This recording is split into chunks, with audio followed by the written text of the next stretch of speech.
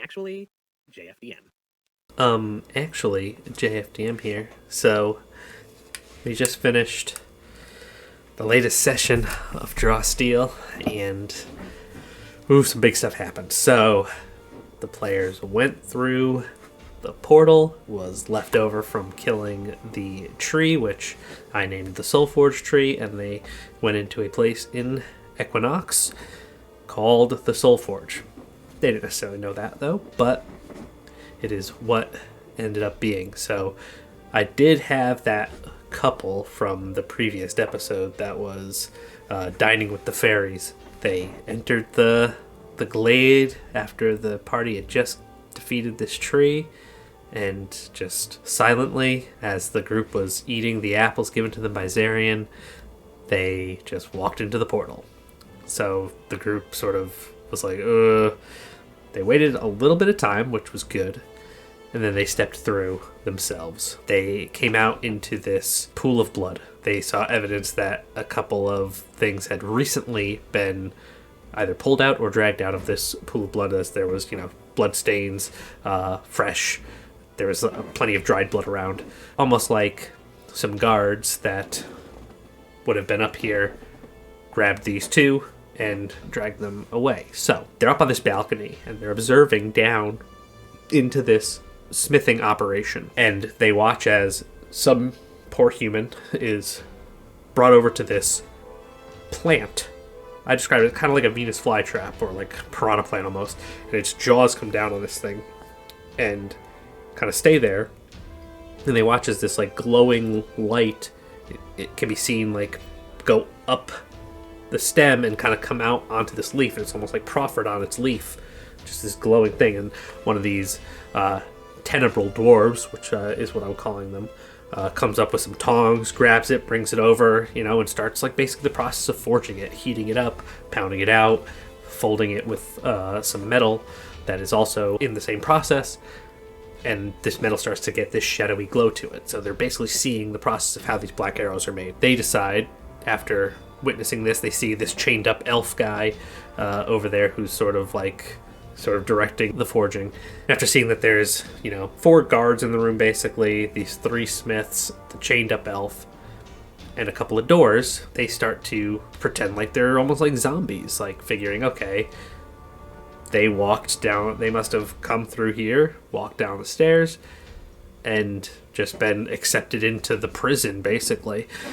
So they start doing that. The 2 guards that brought these 2 humans that came in before the group, brought them to the prison, start coming back to go back to their post.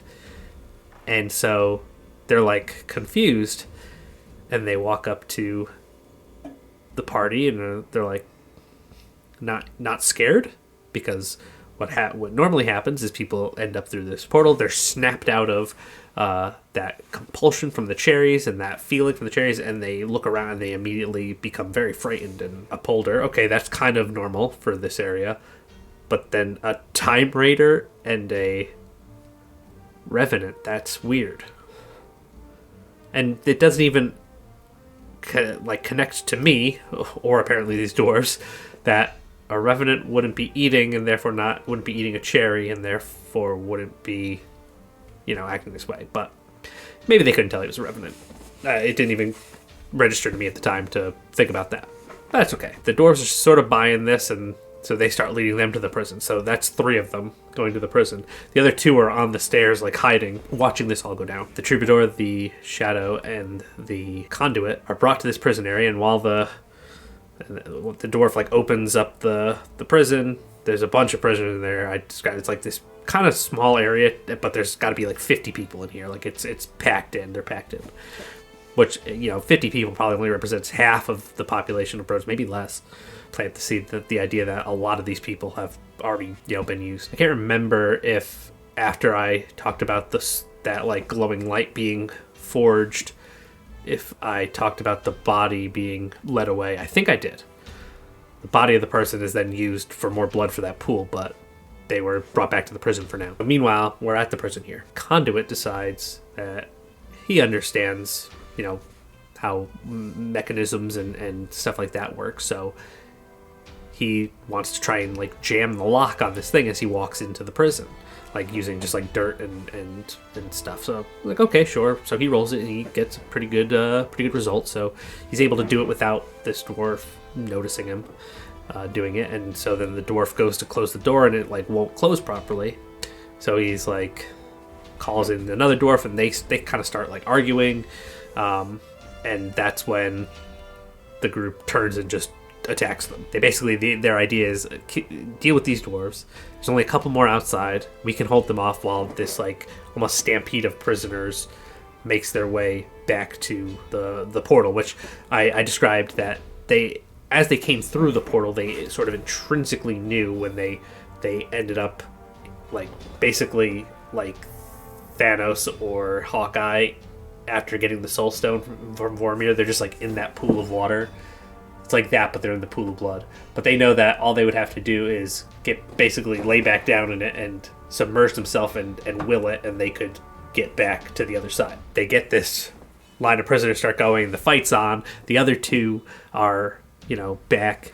They're at the stairs now. They're kind of coming in from the other side, joining this fight, and the guards on the other side of one of the doors that's further away, like on the close side of the room, looking at it, the close side of the room to the two that stayed on the stairs, they don't hear anything. They're apparently asleep at the wheel here because they didn't hear a thing. My dice rolls were not good all night, but it's fine. It made it easier for the heroes. Hell, they needed it because they were low on HP and low on recoveries, despite what they got at the end of last session. So they're doing the heroic thing though, and they got the prisoners and they defeated these dwarves, and they freed this elfsmith who like grabbed the one that was talking to him, the troubadour, the Polder troubadour, and grabbed him by the lapels and was like, "Do you understand what they're doing here? It's horrific things." And he's like telling him that like he was forced to teach them how to work Leonar, which is the sun metal, and they were doing things with the blood metal. The blood metal, it's like Zodiacal or something like that, and they were making some horrific things with that, thanks to the expertise that he was imparting because he was forced to. He says the overseer Eclipsis was given me along with 2 relics to conduct this operation, and he also said that she had a meeting recently. There was like a devil there and a human woman dressed like what you would call a priestess. The group decides that they need to, and he's basically pushing like, hey, you did a good thing. You got these prisoners, but you need to end this operation. Otherwise, they're just gonna, they'll just restart it. The group is like, yeah, we do need to do that. So they know they don't have much time, and so they push their way through, and they deal with a whole bunch more dwarves, and then they get into a fight with the Overseer Eclipsis. And I modeled Overseer Eclipsis off of the abilities and flavor of a Shadow Elf Eclipse, which is a level 6 leader, but I used the values for damage, bonuses, potencies. I modeled it off of the Goblin Monarch, which is a level 1 leader, and stamina too. She was a slightly beefier version of a level 1 leader just because she gets...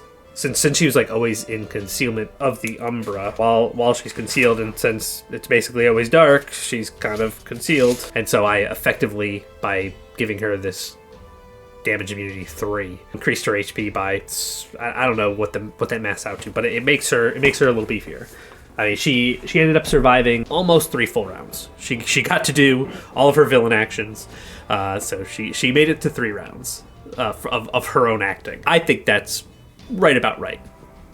They did work pretty well with her. She had a couple of tenable dwarves that were like shield walls, which I basically used the dwarf shield wall stat block, but reduced their HP and damage and things down so that they were more in line with a level 1 creature as opposed to, I think, their level 2 or 3. They went down easier, but they still had their ability to like interpose their shield, so they were triggering actions to reduce damage on her further. So she survived because she got like knocked down, and just like the shadow like went in like double critter, and stuff. So without all that damage reduction, she probably would have not made it to even halfway through the second round. But all the damage reduction kind of prolonged her life to the third round, so she was able to be more of a threat. And so what ended up happening on the third villain action, which is a nasty villain action called Umbral Hunger, I think. She lays down this 3 cube within 5. She gets 3 of the heroes, puts the Revenant within 2 HP of going inert, because that's how Revenants work. They don't die, they go inert for 12 hours. So he's within 2 HP of it, and when he starts his turn, he's going to take 3 corruption damage, and even with his corruption immunity 1, he's going to die or go inert. And this all stems from the fact that I was rolling, I couldn't roll above a 10 on my 2d10 all night. I think I got like 1 crit at one point, and I'm sure I had a few here and there, but generally my rolls were like tier 1 results all night, tier 1 results all night, tier 1 results all night. On this villain action, I rolled a 17 and got a tier 3 result. So it did like 13 damage, which is a lot of damage, and or maybe it was 10 damage. Either way, it did enough that the Troubadour went from being good to being dead. So the Troubadour, Wido Longhole, rest in peace. He passed into the afterlife at the hands of Overseer Eclipsis. Basically, her own death throes, her final stand to try and rid herself and her operation of these meddling heroes. That's where it ended. Overseer Eclipsis was killed by Camille, the devil tactician. When Wido died, he got some extra focus, or could take a triggered action. I can't remember which one, that let him basically do a couple of attacks, and the conduit finally landed corruption curse on her. So it's, I don't know exactly how this worked in the moment, but it worked out well that I kind of did it like the D&D resistance vulnerability thing, how this weakness 5 replaced the damage immunity 3. Maybe you're supposed to like cancel numbers out and math it, but I didn't do that. I just had it replace, and Camille, the devil tactician, came in with that on and was able to kind of take a free triggered action to strike and get damage in, and then take his turn to strike and end Overseer Eclipsis' life. And that is where we ended.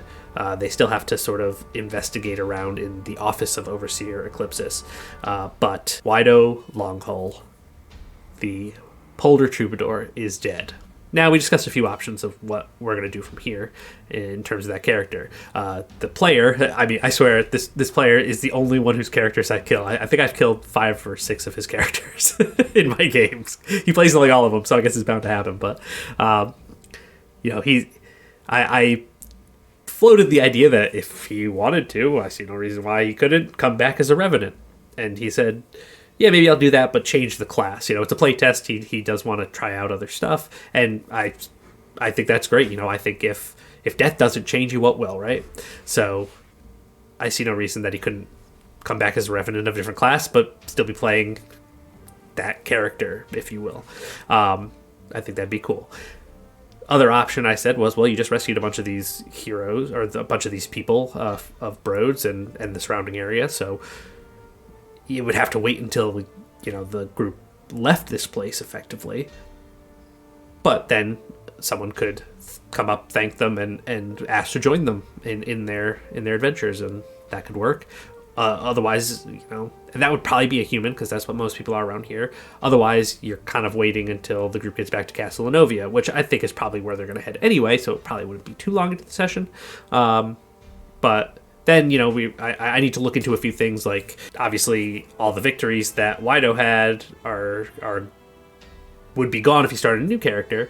So is he just always going to be, like, roughly 2/3 to half a level behind everyone else if I just keep doing, experience? Or do I just put him at the same place? I mean, in my D&D games, I just think it's way easier to have all the characters be the same level and not have to worry about, who's got what experience and if someone's leveling at this random time and all that. I mean, I tend to do milestone leveling there. I wanted to try out experience leveling for at least the first level. Yeah, I got a little homework to do. to dig up some rules and rulings and see what the game says, if it touches on this at all. And yeah, so we might have Revenant Wido, we might have a whole new character. I guess we'll see. It'll be interesting. So I claimed my first victim in Draw Steel, and it was fun though. People are really enjoying the victories system, that gameplay loop, and like almost like the push your luck type of mechanic.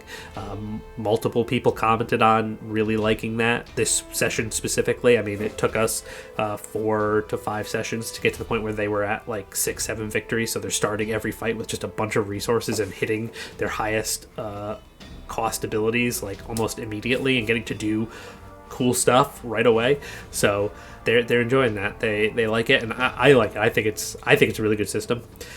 Hence why I was excited to try this out. So next time they're going to explore the office, because they said they were going to. There's definitely some stuff to find in there. I wanted there to be some project sources. I wanted there to be some project item prerequisites, perhaps. I wanted there to be a couple of leveled treasures, so they're in the office. I also think they now qualify for at least one title, perhaps more. I know that I've heard a couple of titles thrown around in interviews and things that aren't in the packet I have. Maybe they were in the Patreon packet, and I only have the Kickstarter backer packet. So there's only first echelon titles, so I mean, I'm only really doing first echelon play, so like they did technically kill a dragon that should qualify them for the Dragon Slayer title, but it's not in the book, so I don't know what it is.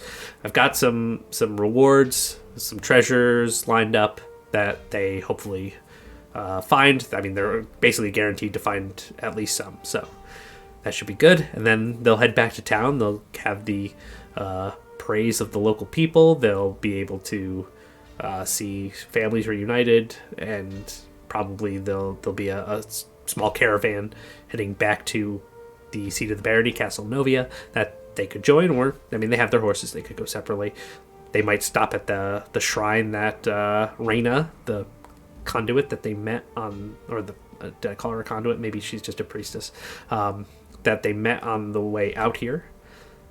Told them about the shrine that she set up to Solarna. Maybe they'll go to that. But then we get to do some respite stuff, so downtime projects and project roles, and possibly introduce a new character, possibly see what Revenant Wido is going to start doing. He talked about maybe doing a Fury, maybe doing an Elementalist. He was looking at talent, so we'll see. If you've been joining me on this journey and listening to me ramble on about my sessions, thank you for being here. Thank you for watching. And if you like it, you know what to do. And we'll catch you on the next one.